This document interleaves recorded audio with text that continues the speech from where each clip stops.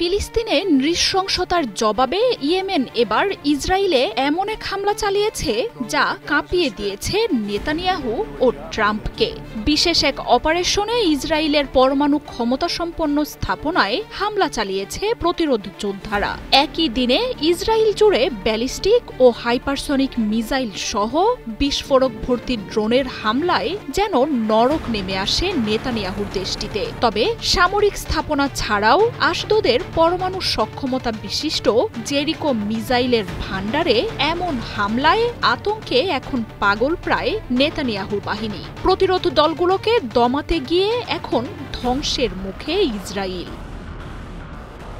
রবিবার ইসরায়েলে ব্যালিস্টিক ও হাইপারসনিক মিসাইলের এক বিশেষ অপারেশন চালিয়েছে ইয়েমেনের প্রতিরোধ যোদ্ধারা।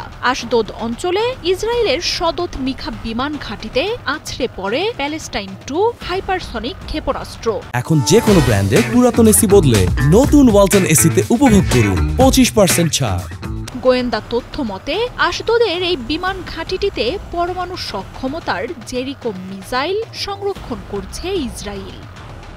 একই সময়ে বেন গুরিয়ন বিমানবন্দরে আঘাত হানে জুলফিকার ব্যালিস্টিক মিসাইল। আশেকলনের সামরিক স্থাপনায় ইয়েমেনি ড্রোনের হামলায় ঘটে ভয়াবহ বিস্ফোরণ। একযোগে 3 মহাগুরুত্বপূর্ণ স্থাপনায় এমন হামলায় এখন আতঙ্কে ইসরায়েলি বাহিনী। টানা কয়েক মাসের চেষ্টাতেও প্রতিরোধ দলগুলোর অস্ত্র ভাণ্ডারের ধারে কাছে পৌঁছাতে পারেনি ইসরায়েল ও তার মিত্র যুক্তরাষ্ট্র। তবে ইয়েমেনের মিসাইল পৌঁছে গেছে নেতানিয়াহুর দেশের সবচেয়ে গুরুত্বপূর্ণ মিসাইল ভান্ডারে। ইয়েমেনের একের পর এক হামলায় এই দিন ইসরায়েল জুড়ে যেন প্রলয় নামে। দেশ জুড়ে ক্রমাগত বাজতে থাকে সাইরেন। মাটির নিচে আশ্রয় কেন্দ্রে ছুটে যায় কয়েক লাখ মানুষ। ইসরায়েলি গণমাধ্যমগুলো বলছে ইয়েমেনের হামলায় ইসরায়েলিরা এক মুহূর্তও স্বস্তি পাচ্ছে না। একসাথে এত মানুষের আশ্রয় কেন্দ্রে যাবার ঘটনাও আগে কখনো ঘটেনি ইসরায়েলে।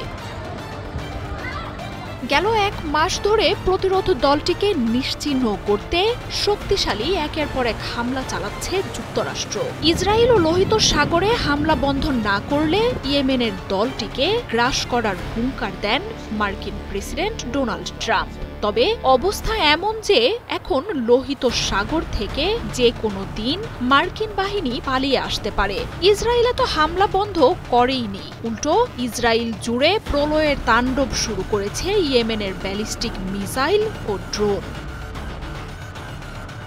ফিলিস্তিনে ইসরায়েলের আগ্রাসনের জবাবে লোহিত সাগর ও আরব সাগরকে প্রায় 2 বছর ধরে নিজেদের নিয়ন্ত্রণে নিয়েছে ইয়েমেনের প্রতিরোধ দলটি।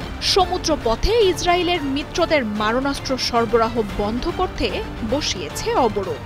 হামলায় ধ্বংস করে দেওয়া হয়েছে শতাধিক পশ্চিমা জাহাজ।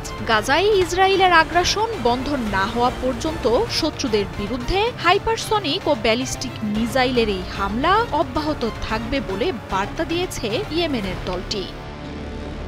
মার্জিয়া উপমা, 71।